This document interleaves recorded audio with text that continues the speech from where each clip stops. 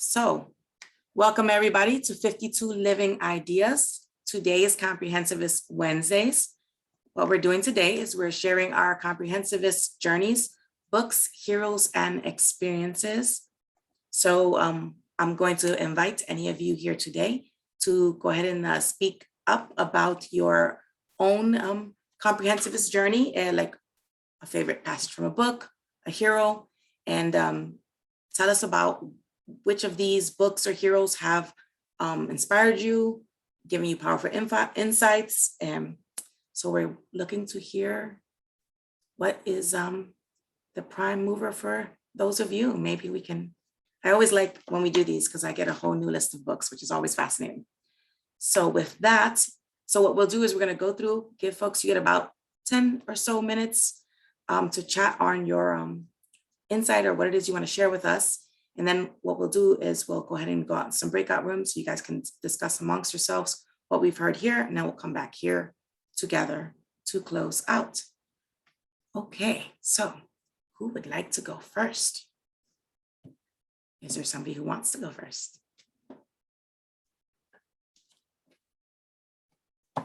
I mean, if you force me, I can start you off with a poem because, you know, that's always the way I go. Wait, nope. I'm going to let Paul go first. Hi, Paul. I really don't want to miss out on your poem, though, now that you said it. It's like a teaser. Oh, no. No worries. I'll jump in when people are being shy. Okay. Okay. I'm sorry. I raised my hand just as I was listening. That's perfect. I like poetry. Yes. So a book that I've read that I liked is a book by Jonathan Rauch, and it's The Constitution of Knowledge. And I thought it was a really sort of a good approach to a lot of the sort of angst that it can feel like being, I guess, an American. I don't want to presume that everyone here is an American, but the premise of what he is saying is that there is a constitution of knowledge that's very much like the constitution of governance that governs the United States, and a lot of the aspects of it were formed by very similar people who were motivated and inspired by the same kind of humanist thinking from sort of the age of reason. So I think it's a really good read. It's a very interesting read. It is hopeful for, we are in an age where I think there's a lot of misinformation, and I think it was sort of it's a hopeful premise from his perspective that at the end of the day, the Constitution of Knowledge will eventually triumph, although that's not by no means, he doesn't certainly suggest that is a foregone conclusion or a fait accompli. It's something we have to work for. But the good thing about the Constitution of Knowledge, one aspect of which are things like, you know, the scientific method, are that misinformation can't ultimately solve problems. It can only sort of muddy up the water and confuse and sort of make it difficult to for people to understand what to believe, but it can't actually, you know, put the vaccines in our arm, you know, or you know, put the man on the moon, that sort of thing. Misinformation really can't do things. It can only sort of sow chaos and cause confusion. And it also has some problems with inconsistency. And one of the things about misinformation is that it can contradict itself. And so you can say, you know, you can have people saying at the same time something is two things at once, right? It was, you know, January 6th with patriots, but also it was Antifa. And it can be the same person saying two things that are sort of mutually exclusive, because misinformation can do that. So it's a good read. Two reads that I read that I did not care for, but maybe that's it. I can save that for the breakout room. So, but anyway, Jonathan Rauch, it's R-A-U-C-H, The Constitution of Knowledge. Thank you, Paul. Okay, next up I have Joe. So just to clarify, are we just using comprehensivist authors, or are we using? No. Okay. No, it's so you're the comprehensivist is the assumption, and so you're sharing with us what things you know, gave you insights, inspired you. I'm trying to think of because there are a number of things that are going through my head, and I didn't necessarily prepare for one. But do you want to take a minute, Joe? yeah, I could. Well, I can go right off the top of my head. It's just that Okay. I mean I can speak about. I think the Tao Te Ching is actually one of the most important books that I have come across in here at 52 Living Ideas. It gives you a perspective on nature that you didn't necessarily, in a way that I had not thought about it in the past. And it's also blends an interesting thing with, it has some of the same ethical principles that I see in Stoicism. And so it really is, it's interesting how it blends the both this Eastern and Western approaches towards philosophies of life. Another book would be, I guess, would be Buckminster Fuller's Utopian or Oblivion. That was a systems thinking book as well that also gave me a different perspective on how to think about things from a macro perspective and how to actually really dissect what is the most important thing that I'm solving when I'm looking at a problem. And when I'm looking at an approach, a systems theory approach to things, that it allows me to do essentially ask questions that I wasn't necessarily asking in the past, because I'm thinking about things a little bit differently. And I also discovered how important the questions were in that process. So I think Stuart Firestein's Ignorance as well is something that I would also recommend in that process, because the idea that sometimes we worry more about answers than actually the questions themselves. And I think that that's a really relevant thing to hear into Comprehensivist Wednesdays. And Russell Ackroft as well, not an author, but somebody who has presented here. I really appreciated his insights on systems thinking too. And again, he was more about the questions than the answers themselves as well. So I think that those three individuals, and I'd be remiss if I didn't say Marcus Aurelius' Meditations as well, and I'll leave it at that. Right. So many, the Stoicism aspect, that was one that for me is really impactful. Just to see in black and white, somebody telling you all this stuff, it's not really something you can control. It was that very impactful. I would agree with you there. Thanks, Joe. Becky. Hi, Becky. Okay. So I haven't attended many of the Comprehensivist Wednesdays. So I can talk about any book that's like along heroes and experiences. Is that correct, Maritza? Yes, it's something that is to you, a hero for you. Okay. Or experience of yours. Okay, so I'll talk about a mix of a few, and I guess the one that stands out to me the most is Into the Wild. So this one is it's about this young man named Chris McCandless, and who's the author? This is John Krakauer. I can't pronounce his name here. John.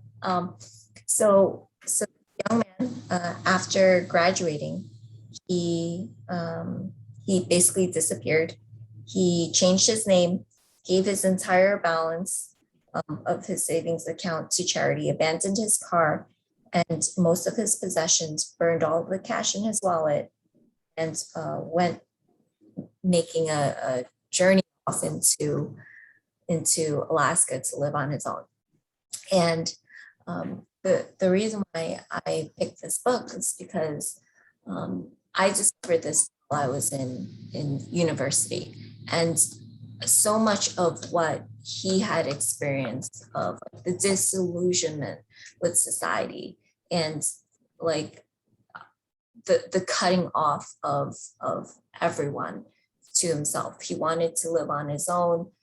He felt like the world would have been better that way. It would have been the ideal. And it was this I guess this almost like misguided thought that he committed so dearly to, that led him to go off to Alaska. And 4 months later, his body was found by some moose hunters. And so it's a tragedy. And the other book that I wanted to reference was going to be Jordan Peterson's, but Peterson says it's like sometimes you have to analyze your own life, so you know if you're living a tragedy or something else. And by me coming across this book, I was able to see myself, so much of myself in his story. And much of what he experienced, not the whole trekking off to Alaska, but much of it I had experienced before I encountered this book. And I saw the ending, and the ending of this book, while he was dying, he was reading a book, and he made a little, I guess he wrote on the margins of the book a comment to the author, or just little notes, and he said, and the book, it said, and so it turned out that only a life similar to the life of those around you, merging with it without a ripple, is genuine life, and that an unshared happiness is not happiness. And this was most vexing of all. And right next to it, he wrote in all caps, happiness only real when shared. And it's like at the end of his life, when he was alone, that's when he realized that, when he was dying. And so by my encounter with this tragedy, and having to experience something so similar, it's like I can choose to change that because I'm aware. Like he had discovered it at the cost of his life, and the other thing that comes to mind is Nietzsche's story about like the transformation of like the camel, the spirit, the camel, eventually meeting, like becoming a lion, meeting the dragon, having that fight, where out of that fight, you reemerge through a rebirth as a child. And it's like, it's like you're going through life, and you encounter, you're naive, you just take everything in, and you have all these thoughts and ideas, but you don't really vet them out until you encounter that dragon.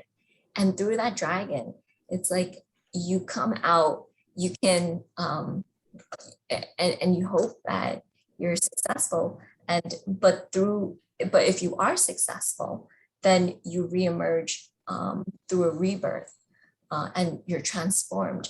And it's a great thing that we all have our imaginations. Like we could imagine a million things and die over and over again in our imaginations, rather than having to physically do it. And for me, reading this book was part of that. And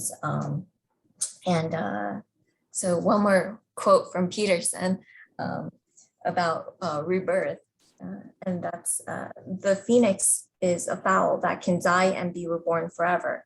It has therefore throughout the ages been a symbol of Christ, with whom the magical bird shares many features. It is also equally the elements of the individual human personality that must die and regenerate as it learns painfully through the oft tragic experience that destroys previous certainty, replacing it first with doubt, and then, when successfully confronted with new and more complete knowledge, a voluntary death and rebirth transformation, the change necessary to adapt when terrible things emerge, is therefore a solution to the potentially fatal rigidity of erroneous certainty, excessive order, and stultification.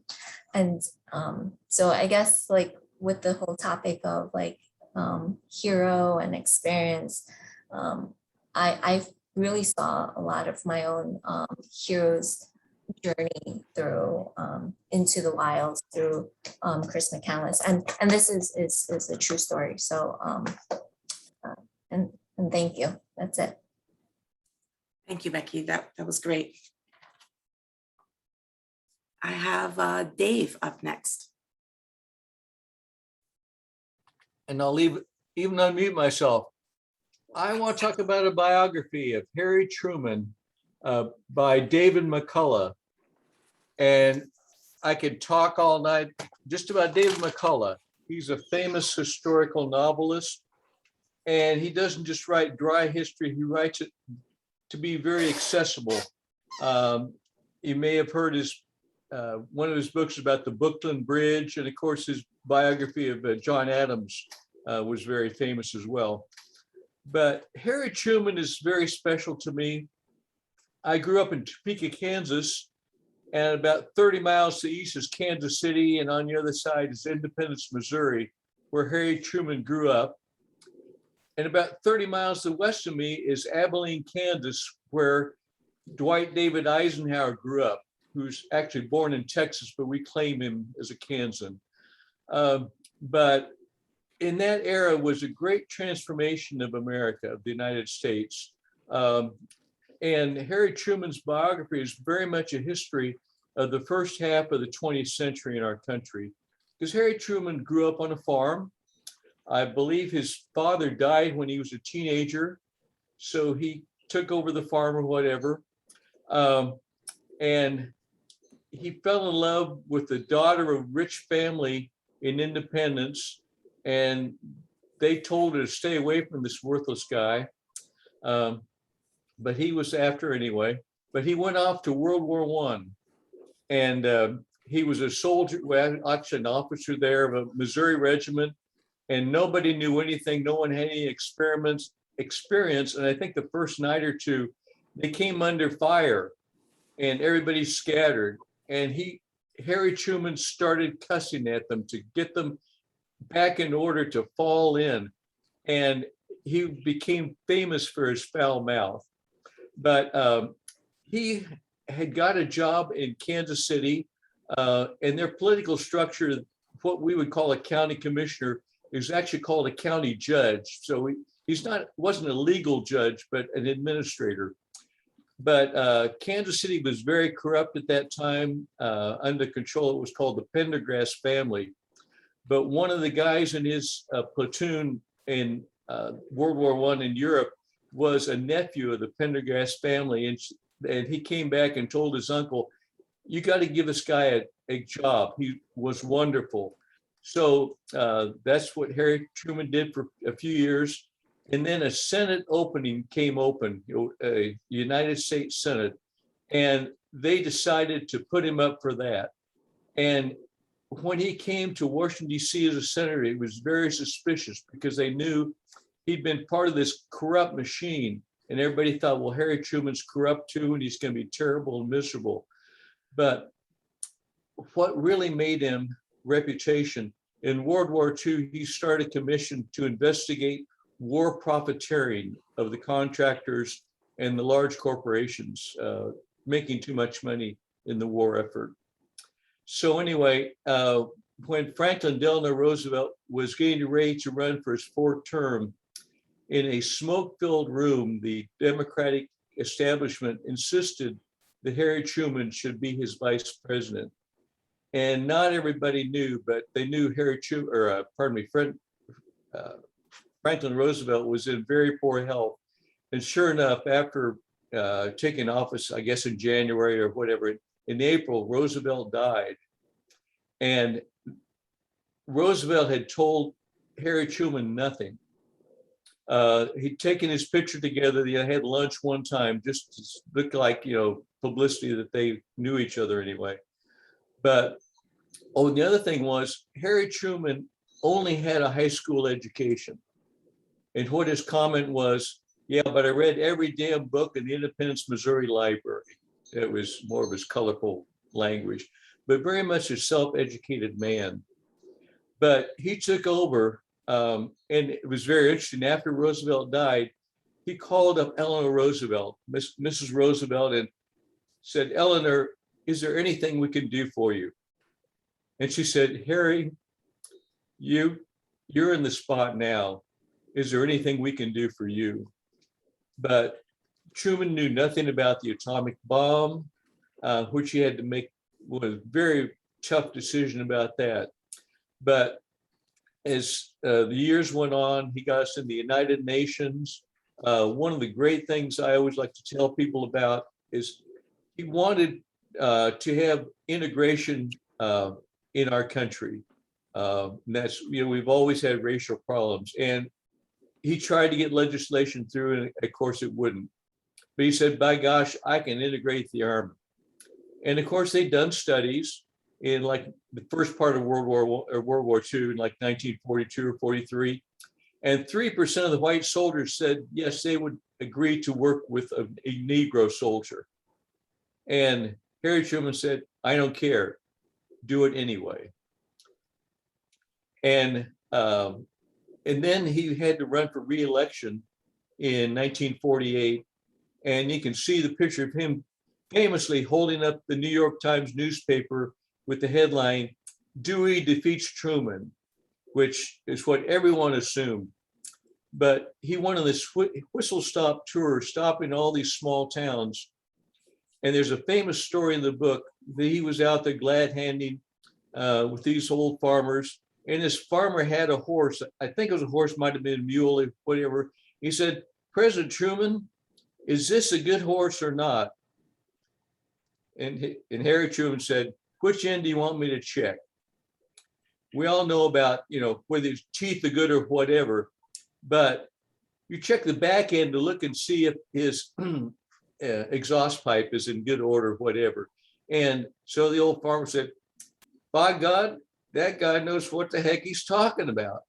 So anyway, he did this whistle-stop tour and he got reelected. But then the next crisis was in Berlin, Germany. The Allies divided up Germany after the war between Russia, France, England, and the United States. And Berlin was in the Russian zone. So this was the start of the Cold War. And of course, Berlin was the trophy. It was the gem. So the Russians decided, well, we'll just close the border and we'll just take over Berlin and they won't have any say about it. So Truman brought in his generals and he said, well, what can we do? He said, well, we could airlift food and coal and supplies into Berlin. But to do that, we worked out on paper, we'd have to have a plane landing every 8 seconds. There were 3 airports and each one with 2 runways. So 6 times 8, it would be every 48 seconds on one runway, another plane would land. So Truman said, okay, do it. And a great story from another book about the airlift though, as an American soldier was in Berlin before the airlift and decided to go into a German bar, just to get a drink or whatever.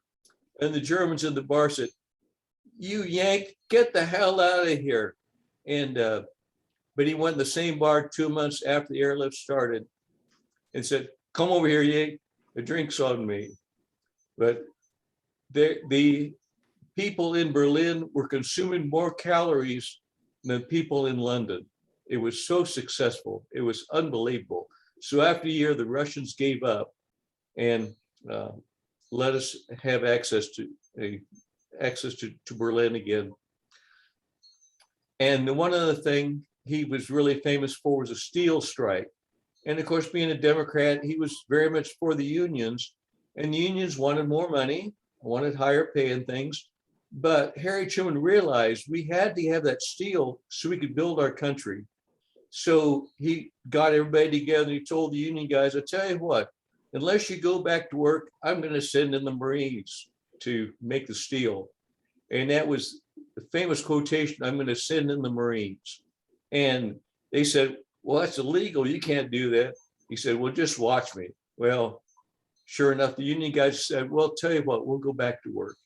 So he was, but it was interesting. He was actually made fun of for a long time, but he was really famous because he was a common man that really made a lot of big changes in our country. As I was saying, this transition from us to being a minor power. Before World War II, we were the 18th largest army. And afterwards, we were the world power. And then, of course, handed off to Dwight Eisenhower. But I believe biography is a great method to learn about people and learn about our country. So I highly recommend Truman by David McCullough. Thank you all. Dave, if I may ask you a quick question. Sure. So, you're giving us a little bit of this great history of this great man. What aspect of him, or specifically of this biography, speaks to you, or what's the inspiration you get from it, specifically on a personal note, if you don't mind? Oh, just that someone can accomplish anything. Oh, and another thing I would add is I said he romanced the daughter of the rich family. He finally won her. And what happened, I think the father died. And so he and his wife moved into mother-in-law's house before he became president. And afterwards, they came back and lived in the same house. So Harry Truman had been president of the United States, never owned a home of his own. I said, it's very much, look at the stars, you can accomplish anything. It's a wonderful, wonderful story. Awesome. Thank you, Dave. Charlie, you're next. Okay, I'm going to reframe how you put that. Instead of comprehensivist, I'm going to say polymath, which is very similar, okay? Yep. And I was very much influenced. In fact, I found 52 Living Ideas through looking up the Ruth Bernsteins, and they spoke on this website, and it was Comprehensivist Wednesdays, about polymathy, and their view was that the way to distinguish between a dilettante and a polymath was that a dilettante would have some kind of organizing theme or principle that was together which particular subjects the person was going to study. And so for me, I started off when I was around 7 that I had a very strong affection for Christianity, and the particular like a Sermon on the Mount. And I saw Jesus as kind of a teacher that showed people how to live their life, and not some kind of intellectual school type thing, but it was, it was really something personal. And later, my paternal grandfather died, and my father, being the family intellectual, inherited his library, which included all of the entire works of Mark Twain. And I read Tom Sawyer and Huckleberry Finn, and that had a major influence on me. And because I began to see how people's beliefs came together in a holistic manner to kind of form the currents of a culture. And it's something that I have come to become aware of as I've grown older, was that my thinking is very holistic and very intuitive. I can do analysis. I mean, I was almost completed a PhD in mathematics, and so I can do that analytical stuff pretty well too. But my, like one of the faculty in the graduate program, we got into a discussion about how I was different from all the other graduate students, and he says, "Well, you're kind of a schematic thinker." And I thought I liked that a lot. But anyway, so I kind of started off with this, with an interest in history and religion, and kind of the issues about how do people relate with each other. And but because of the influence of my father, I pursued a thing with science. And when I was 9, I told my father after reading Mark Twain that I wanted to be a writer, but he says, well, you'll never make a living at that. And I really wanted my father's attention and affection. So I did the subtext and said, if you want my attention and affection, you better, plan on having a career in science, become a physicist like he wanted to be. And so when I was 18 years old, I realized what was going on, and I confronted my father, and I almost abandoned this whole science thing and went into writing. But at that time, there was I had an assignment to write an essay on the religion of Goethe based on his letters between him and Schiller. And in the process of doing that, I came across some of my readings where Goethe expressed his thoughts about science, and he was saying that the way that science was being done at that time, and it's still the same, it hasn't changed, is in thinking in terms of objects and properties, and it's very objective, and like you're standing up above, and you're looking down on this big machine, a mechanistic materialist view of reality. And what he said was that was going to lead inevitably to nihilism. And it was like the light bulb went on. Okay, it was like, this intuition sort of thing that I realized he was right. And so I kind of got onto a crusade of trying to get people to understand that this obsession with objects is really sick. It's just the wrong way to do things. I mean, it's not all by itself. It's it's not a bad thing because it helps to build knowledge about things like atoms and molecules and so on. But when it becomes an obsession, and the idea is that there's nothing but there's nothing but objects. Atoms and molecules and space and time, and the standard physics type of way of thinking. You lose your humanity because there's no humanity there. Where is the human in a machine? And so the people who influenced me at that time was, well, first of all, was Goethe when he pointed it out, but then after that was Aldous Huxley with the perennial philosophy, and William James with the varieties of religious experience. But the really hyper big turning point in my life has been in 2015 when I ran across Ian McGilchrist. He wrote a book called The Master and His Emissary, where he laid out a detailed scientific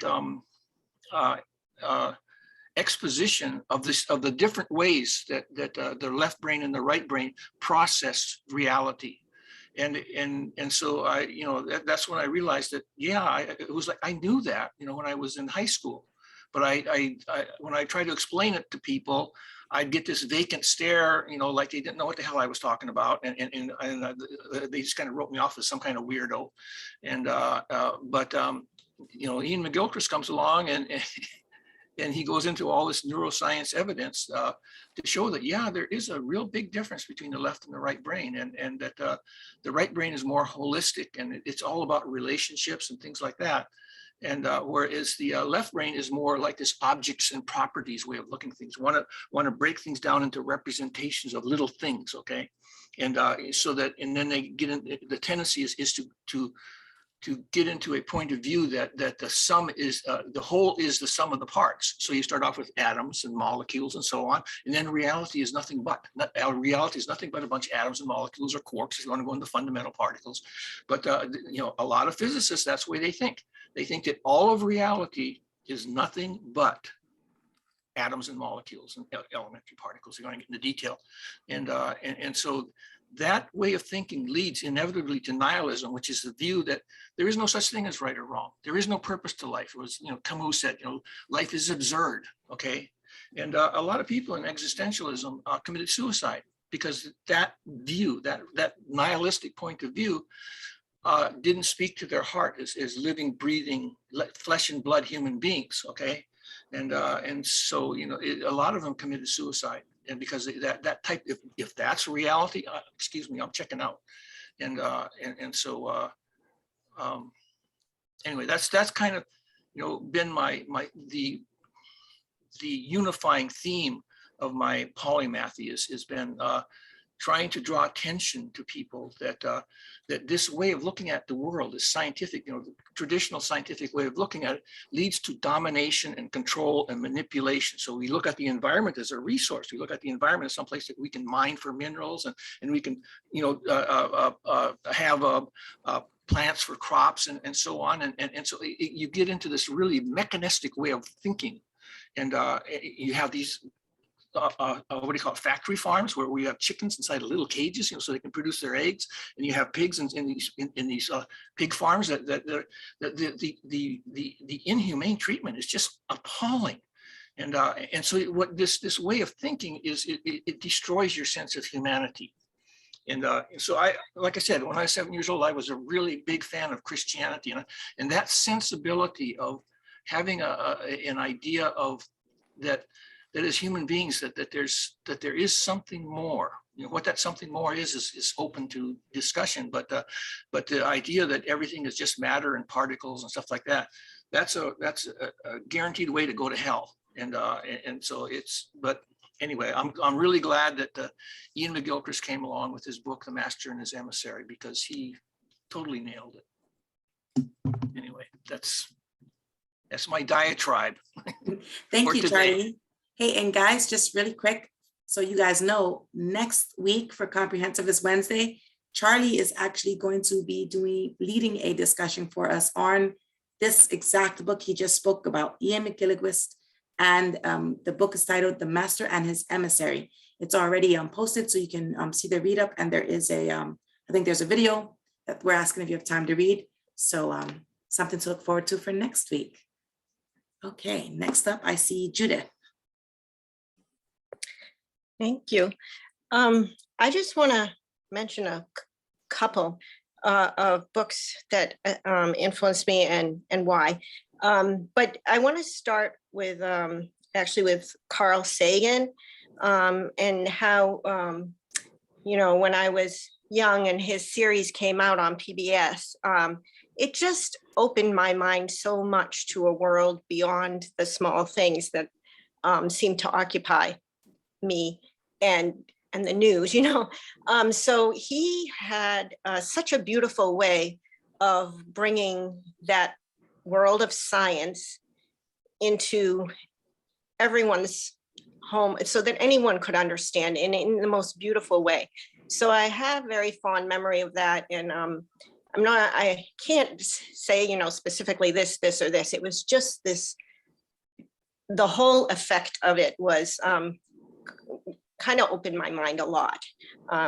So I want to start there, but also I noticed that the books that were coming to mind are all biographies, and I've read these all in the last 10 years too, so this doesn't really go back that far.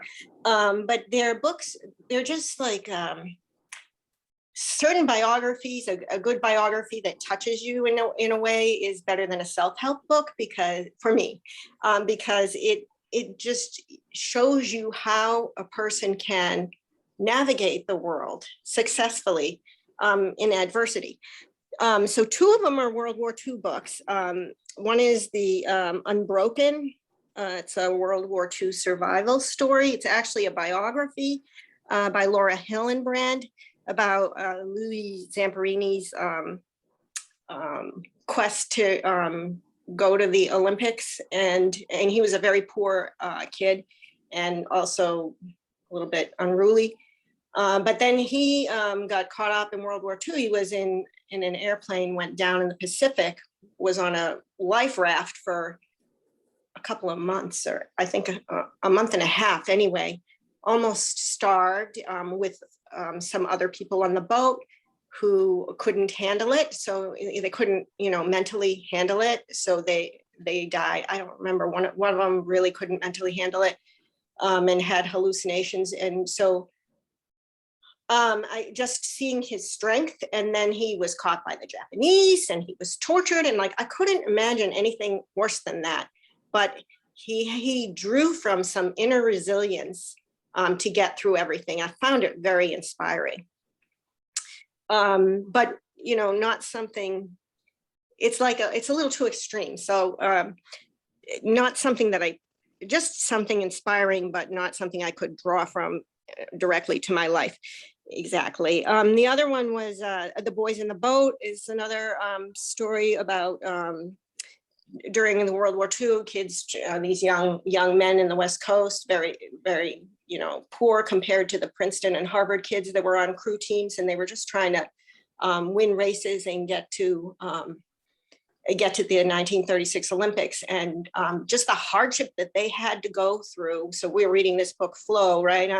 And I was just thinking, like, so much of the book describes, how they get into flow themselves and with each other, and what they individually had to do to make things happen against odds that I can't imagine anyone doing today. So again, really, really inspiring, really makes me think about, my little complaints in life, very, very small. And then there was Educated by Tara Westover. I don't know if anyone is familiar with that one, but she essentially grew up in the Midwest with a family that did, home education, and they were very strict. I don't know if they were Mormons, but they were survivalists, and it was an abusive relationship, and she had no contact with the outside world, essentially. And she pulled herself up by her bootstraps and went to college eventually because she taught herself.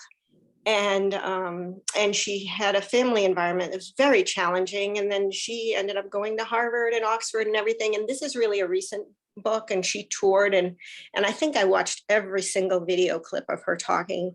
I had probably got through half the book before she went off to college, and I said, I need to know who this woman is, like, how did she survive this? Clearly she's there today.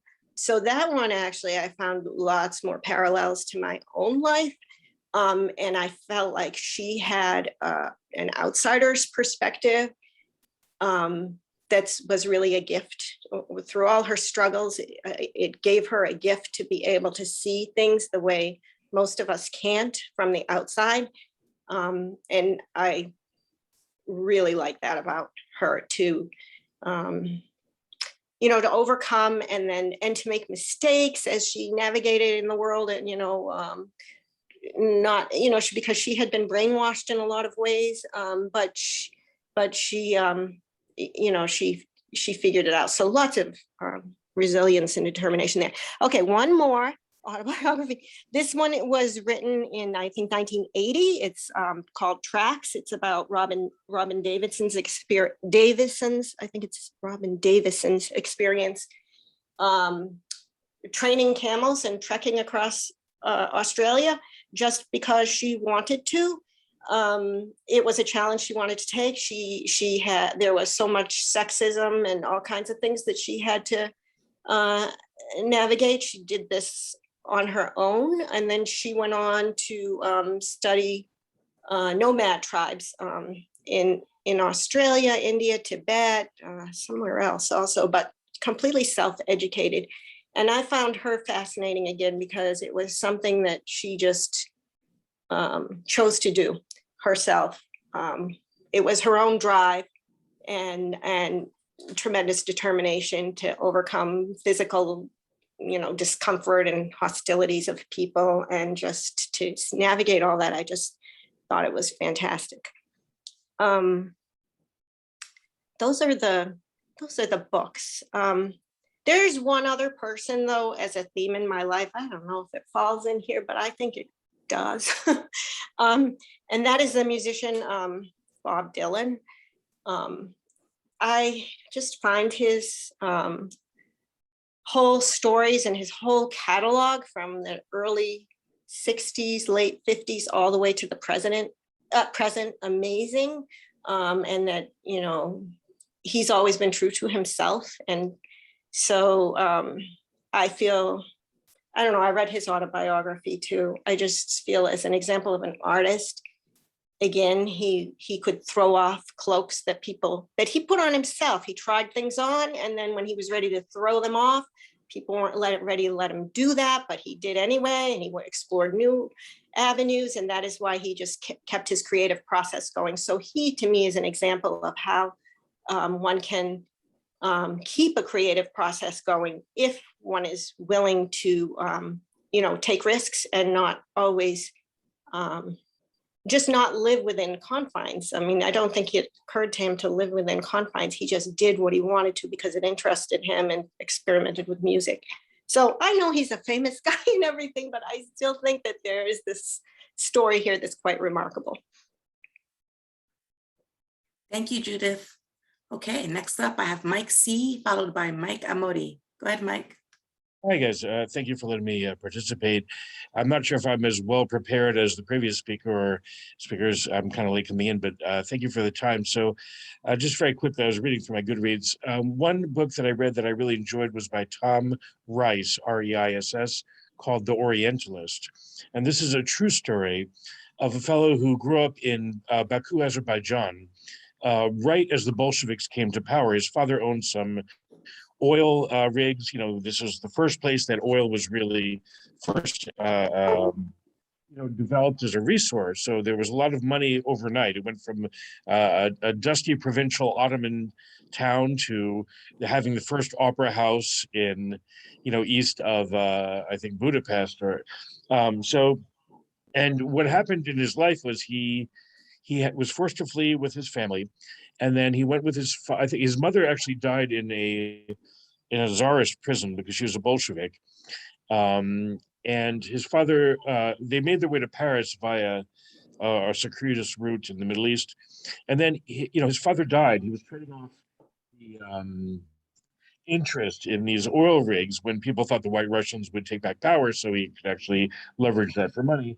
And then, when he died, his son was essentially left not with a lot of resources. So he ended up first going to a private German high school, like auditing kind of secretly in the back of the classroom, so no one knew where he was, at a German private school on an island in the North Sea. Then he made his way to Berlin, and it was the Weimar era after the war. And he reinvented himself as the ostensible son of a Central Asian emir. He spoke Azerbaijani, which means dialect of Turkish. He knew the Caucasus, in that area of the world. And the Germans, of course, had a long history of really loving, being interested in Turkey and Central Asia for the purposes of alliance. They helped develop the Roman. Anyway, so even during World War II, even though he was Jewish, he had a little cachet, and he was actually portraying himself as a Central Asian Turk Muslim, right? Until he finally was forced to flee when people found out, and some people were jealous of him. And he ended up living with a countess in Austria and writing what later became the Azerbaijani national epic, which is called Nino and Ali, kind of a Romeo and Juliet kind of story between an Armenian woman and an Azerbaijani man. So it's still the national epic today. So that's what an amazing story, I thought, and the fact that he was able to survive through all these tumultuous times, from the Bolshevik Revolution to the Nazis. Ultimately, he did die after contracting a medical problem while fleeing from the Nazis, but he was able to accomplish so much. That was, I could go on about a lot of different books. I guess the other one would be Orwell. And Orwell, as I'm sure many, if not all of your participants know, not only wrote, in 1984, but he also was, at a very deep level, a socially conscious journalist.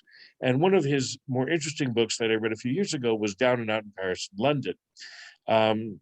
So after he left the British service in Burma, when he wrote that story, Shooting an Elephant, and how awful he thought the whole military and police thing was, he slummed it in Paris in the 1920s, worked in a kitchen, lived in an unremarkable kind of dingy apartment, wrote about how filthy the kitchens were in Paris. They had this, very elegant restaurants, with gold brocade and velvet and chandeliers, but it was a very different story where the people were doing the work and their lives. And then he went to England, and he chose to become homeless. And in so doing, he actually went with groups of homeless men from what are called spikes, which are homeless shelters, one to the other. And he wrote about this systemic humiliation that these men were forced to undergo merely to be offered a meal. and the messages that that was sending in society, and how kind of gratuitous it was, gratuitous cruelty, really. And I think he's a great hero for bringing light to light the stories of the down and out and the economically marginal to educated readers. Thank you. Thank you, Mike. All right, now it's the other Mike, Mike Amori. Yeah, what great presentations. Yeah, I wanted to talk about an idea that as people come in and out of our lives, some of them represent almost villains to us, right? We have somebody at work that is our counterpart that we disagree with more often than we agree with, and then people that we see on TV or in movies that in real life, and then it's also in drama, that become real villains. And I think it's important sometimes, especially if it's somebody that's going to come across your path on a regular basis, to maybe try to go behind the scenes and find out what makes them that way. What is the reason why somebody might be a little ornery and not as pleasant as you are, for example? And oddly enough, I found 3 examples growing up from Hollywood, from TV, where that exact phenomenon takes place. One is in The Wizard of Oz, where I got to watch Margaret Hamilton, who played the Wicked Witch, on Mr. Rogers. This is on YouTube. You can check this out. And Mr. Rogers actually warns the children that she's about to put on the cape and the hat, which back then when we were kids, she scared the crap out of us. But she said something very interesting during the interview. She said the witch was the only one in the movie who didn't get what she wanted. The Scarecrow wanted the brain, the Tin Man, the heart, etc. She wanted the ruby slippers, and she never got them. And the way Margaret Hamilton presented that, it made me think, and I was like, wow, she's got, I can't say a softer side to the witch, but she made a point that was valid. The other one was the movie A Few Good Men. If you've seen that, with Tom Cruise grilling Jack Nicholson, the famous "you can't handle the truth" speech at the end. And Colonel Jessup, the character that Nicholson played, ends up, I'm sure, going to jail at the end of that movie because he ordered the code red. He ordered the disciplining of a Marine who ultimately died. But going behind the scenes, if you think about what he was in charge with, and that's what he actually is saying throughout the end of that movie, because you guys have no idea the responsibility that I carry. He's Guantanamo and he's the head of the ground forces there. And, it makes you stop and think that, yeah, the guy did something against the law. The guy did something that ultimately got a Marine killed. But running behind that is an immense sense of responsibility. And the last one is, I don't know, this one might not be as popular, was the movie and the book Ordinary People, which is the story essentially of a woman who loses her older son in a boating accident, and her younger son, played by Timothy Hutton in the movie. It's a fantastic movie. The mother goes ice cold, even toward her own son. And Mary Tyler Moore played the part of the mom. And she is considered to be, I guess, something of a villain. Most people disliked her. Mary Tyler Moore even said, when I was in public after making the movie, people would come up to me almost wanting to lambaste me for the way I treated my own son. But then I saw her give an interview and she said, I fell in love with that character. Beth Jarrett, I think, is the name of the mom who lost her son. She goes, people forget, my heart got ripped out of me when I lost my son. I couldn't help the fact that I turned so cold, even toward my remaining son. It was part of life. It was something that even Becky alluded to earlier in her presentation about having a dragon to face. Losing a son the way she did, I don't know that she could ever slay that dragon. So those 3 examples are just a way to kind of sometimes take a step back. And if there's somebody in your life that maybe is rubbing you the wrong way, maybe take a second or 2, or if you have more time, go behind the scenes and kind of figure out what makes them that way. Thank you. Thank you, Mike. That was great. I'm not familiar with that movie, but I may have to look it up. So Folks, I'm gonna take a moment here and share two people with you with whom I've walked for a very long time, and they have been people, I guess, I don't know about heroes, but maybe guiding lights for me, as it were.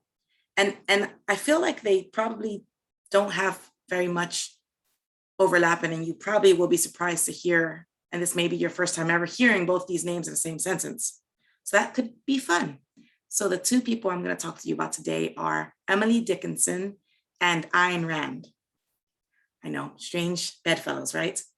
So I have walked with poems for most of my life, and Emily Dickinson's poetry is something I've really loved for ever since I was a very little girl. And I found specific solace in one of her poems from the time I was in my young teens, when I suffered a lot of tragedy and loss in my young life. And her poem was just a soothing balm for me. And it still is a soothing balm. It's one that I pull out and read. It seems to ground me and just remind me that my grief is not that special. And that helps me for some reason. I would like to read to you Emily Dickinson's poem, I Measure Every Grief. And also from Ayn Rand, she has so many quotes that walk with me. So I read, The Fountainhead. I've read many of her books. Now, in The Fountainhead, there's a phrase that some of you may even have heard me say at other meetups. To say I love you, one must first know how to say the I. I find that to be something that I hold tight within me, and I move forward with that statement, because I really truly believe that it just embodies so much of the things that I believe. I truly believe that for us to make our community healthier, we have to find a way to make the individual stronger and healthier, because that's the path towards making the community better. And then that's the path to making society and the world in general better. It starts from within. So there is, in May of 1948, just a regular average person sent Ayn Rand a letter asking her to explain this sentence. And she actually responded. So what I would like to read to you is Ayn Rand's response, or her explanation of that statement, because it means a lot to me. So I'm going to start first here with Ayn Rand's letter, and then I'll move on and read the poem, just so that we can end with the poem. Okay, so in May of 1948, author Ayn Rand received a letter from a fan named Joanne Randall. In it, she asked Rand to explain a sentence in her best-selling 1943 novel, The Fountainhead, which reads, "To say I love you, one must first know how to say the I." Rand responded with the following letter. "Dear Miss Randall, you asked me to explain the meaning of my sentence in The Fountainhead. To say I love you, one must first know how to say the I. The meaning of that sentence is contained in the whole of The Fountainhead, and it is stated right in the speech on page 400 from which you took the sentence. The meaning of the I is an independent, self-sufficient entity that does not exist for the sake of any other person. A person who exists only for the sake of his loved one is not an independent entity, but a spiritual parasite. The love of a parasite is worth nothing." The usual and very vicious nonsense preached on the subject of love claims that love is self-sacrifice. A man's self is his spirit. If one sacrifices his spirit, who or what is left to feel the love? True love is profoundly selfish in the noblest meaning of the word. It is an expression of one's highest values. When a person is in love, he seeks his own happiness and not his sacrifice to the loved one. And the loved one would be a monster if he or she wanted or expected such sacrifice. Any person who wants to live for others, for one sweetheart, or for the whole of mankind is a selfless non-entity. The independent I is a person who exists for his own sake. Such a person does not make any vicious pretense of self-sacrifice and does not demand it from the person he loves, which is the only way to be in love and the only form of a self-respecting relationship between two people. To me, you know, what we're hearing here, like, this is a lesson that's hard for us to remember, right? Because it's so easy to lose ourselves or to neglect ourselves and then to blame it on like selflessness or in the name of love. But the greatest gift that we have to give the world is to embrace ourselves, our individual self, like strongly and thoroughly without reservation. And in order to do that, you have to acknowledge the I. And so this is something that's super impactful in my life. This statement, and I love her, the way she explains it, because a lot of people hear her say that, you know, love is the most selfish thing, and then they close their ears and don't want to listen to it. But I feel like this letter here is just soft enough from her usual abrupt way, because she's a hard pill to swallow for some people, I get it. But this one does it softly enough that I feel like you can get the meaning behind what she really meant to say there. All right, and very quickly here, Emily Dickinson's and Measurary Grief. I measure every grief I meet with narrow, probing eyes. I wonder if it weighs like mine or has an easier size. I wonder if they bore it long or did it just begin? I could not tell the date of mine. It feels so old a pain. I wonder if it hurts to live and if they have to try and whether could they choose between. It would not be to die. I know that some, gone patient long, at length renew their smile, an imitation of a light that has so little oil. I wonder if when years have piled, some thousands on the harm that hurt them early, such a lapse could give them any balm. Or would they go on aching still through centuries of nerve, enlightened to a larger pain in contrast with the love? The grieved are many, I am told. There is the various cause. Death is but one and comes but once and only nails the eyes. There's grief of want and grief of cold, the sort they call despair. There's banishment from native eyes in sight of native air. And though I may not guess the kind correctly, yet to me, a piercing comfort it affords in passing Calvary, to note the fashions of the cross and how they're mostly worn, still fascinated to presume that some are like my own. Thank you, folks. This poem really just made me feel better. A little girl me that needed to know that other people were feeling grief as well, and that it would probably pass on. Okay, so I'm going to give you guys another 30 seconds here. If anyone would like to share, please put an exclamation mark in the chat or raise your hand here in the gallery view. I will give you 30 seconds. If not, we're going to go ahead and go into the breakout rooms. The breakout rooms are going to run for about 20 minutes. And we're going to discuss either what you've heard here, maybe you want to go into them a little bit more in depth, or if you want to bring up something new, we're talking about, you know, those things which inspire us to become or to remain or to inquire into comprehensivity. So I'm going to go ahead and open the breakout rooms. We have a few rules here. And, you know, first and foremost, let's give a chance for everyone to speak in the breakout rooms. You know, so when you speak, be conscious of the fact that we want everyone else to speak. So be brief, try to stay on topic. And most importantly, please be courteous. You're welcome to disagree with anyone that you would like, but do so in a polite and courteous way. Okay, all right, going. Looks like nobody else wants to jump up right now. So folks, I'm gonna go ahead and create the breakout rooms now. Hey, Joe Bullock, quick question for you. Yes. So you've closed us out in these before? Yes, I have. You, I don't entirely remember.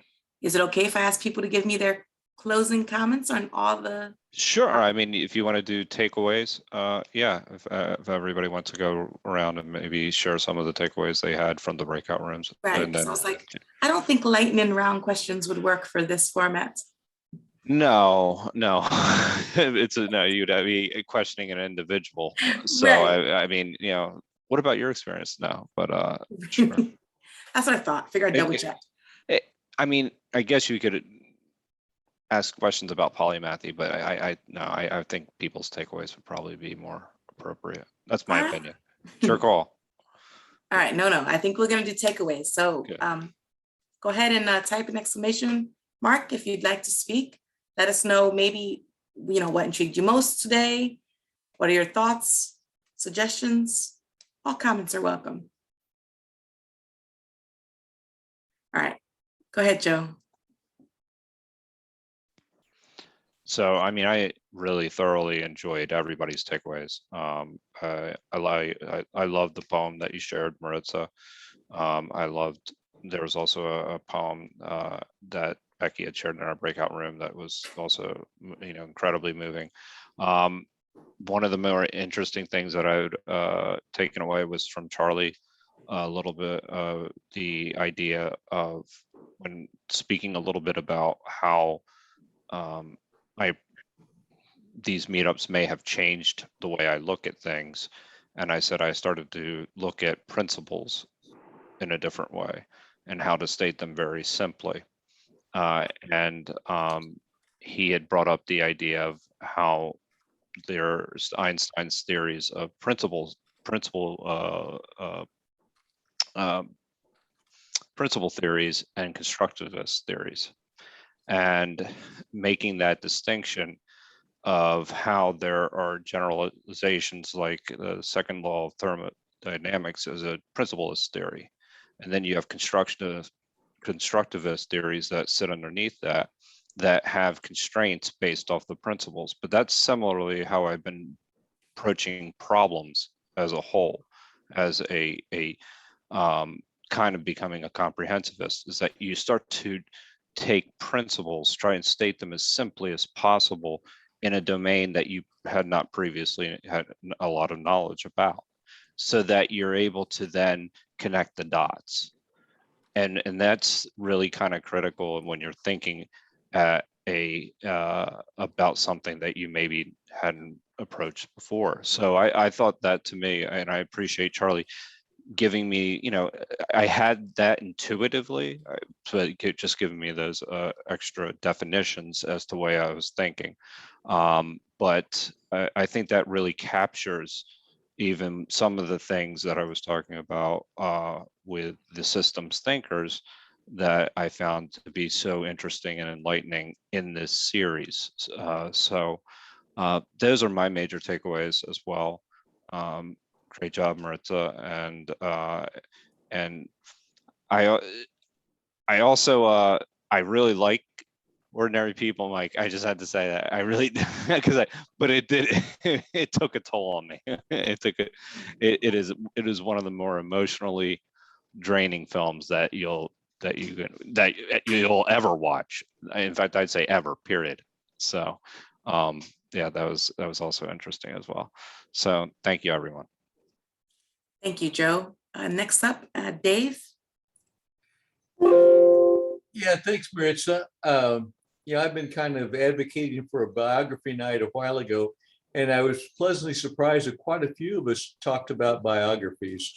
And a couple of things is that a lot of time we pigeonhole people. I know somebody mentioned Bob Dylan, and I have been watching the Ken Burns special on country music, and Bob Dylan got together with Johnny Cash, and they were saying Bob Dylan could actually sing one of Johnny Cash's songs better than he could.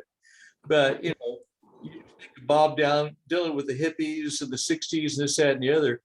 But no, it's, it's a big, wide, wonderful world. And the other thing is, I love biographies because almost everybody went through difficulties to get where they're going.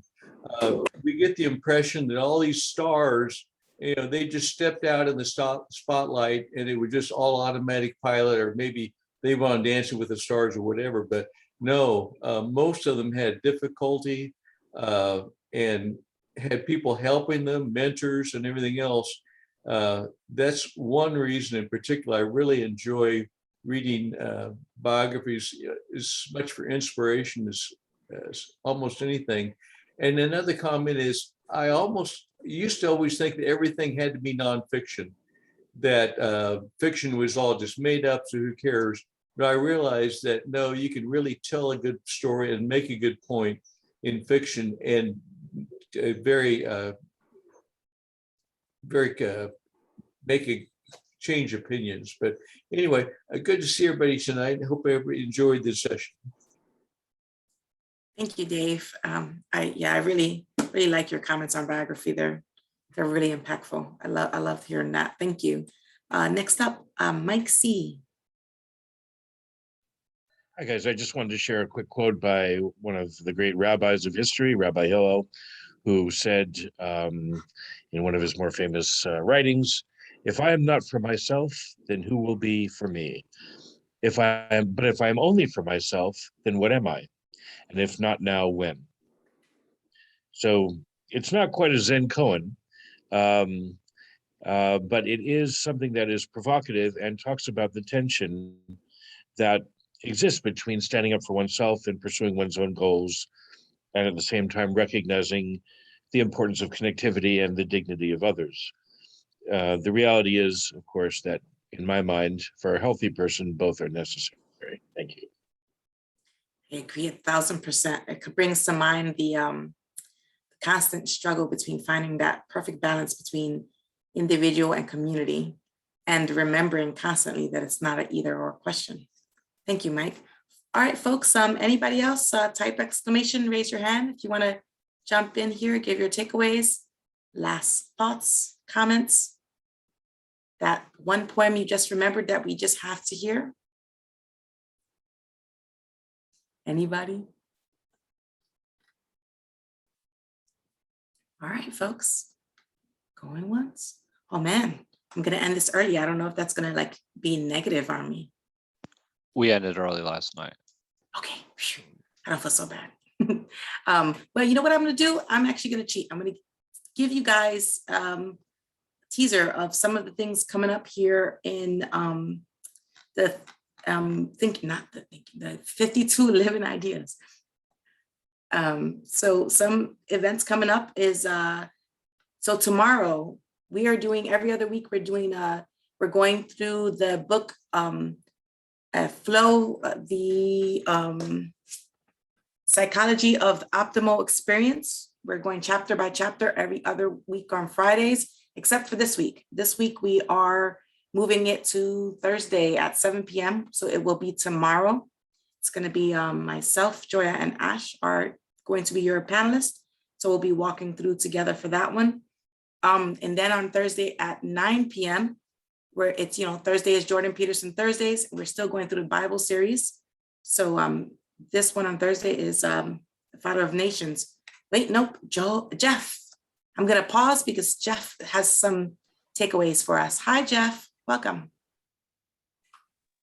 Hey, Maritza. I just wanted to thank you for so skillfully and generously facilitating this conversation this evening.